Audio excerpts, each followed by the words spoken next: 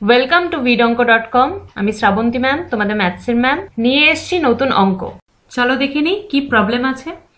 দুটি সংখ্যার অনুপাত 11:13 এবং উভয় সংখ্যা থেকে 3 বিয়োগ করলে বিয়োগফল দুটির অনুপাত 5:6 হয়। তাহলে সংখ্যা দুটি কত? ঠিক আছে, তো সংখ্যা দুটির অনুপাত দেওয়া আছে 11:13, তাহলে সেটা থেকে দুটো সংখ্যা ধরে নিতে পারবো। তো ধরি সংখ্যা দুটি 11x আর 13x, সেখানে x not equals to 0 আর ধ্রুবক। ঠিক আছে, এবার শর্তে কি বলেছে? উভয় সংখ্যা থেকেই 3 বিয়োগ করছে, মানে 11x থেকেও 3 বিয়োগ হচ্ছে, 13x থেকেও 3 বিয়োগ হচ্ছে। তখন ওই বিয়োগফলগুলোর অনুপাতটা হয়ে যাবে 5:6। তো সেটাই আমরা সাজাবো সমীকরণের আকারে। তাহলে শর্তে 11x minus 3 divided by 13x minus 3 equals to হয়ে যাচ্ছে 5/6।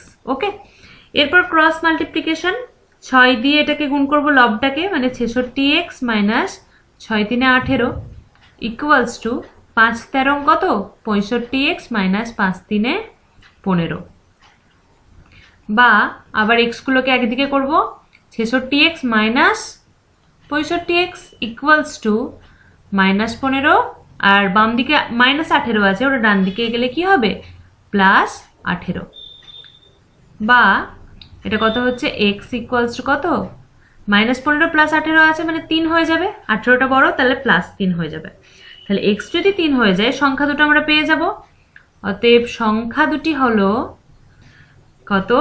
11x, তো তাহলে 11 × 3 মানে হয়ে যাবে 33, আর কত? 13 × 3 মানে 3 × 13 = 39। এই দুটো হচ্ছে আমাদের সংখ্যা দুটো, 33 আর 39। ভিড অঙ্কের সাথে যুক্ত থাকার জন্য অনেক ধন্যবাদ। এই ধরনের প্রবলেমের সলিউশন পেতে আমাদের ওয়েবসাইট ফলো করতে থাকুন।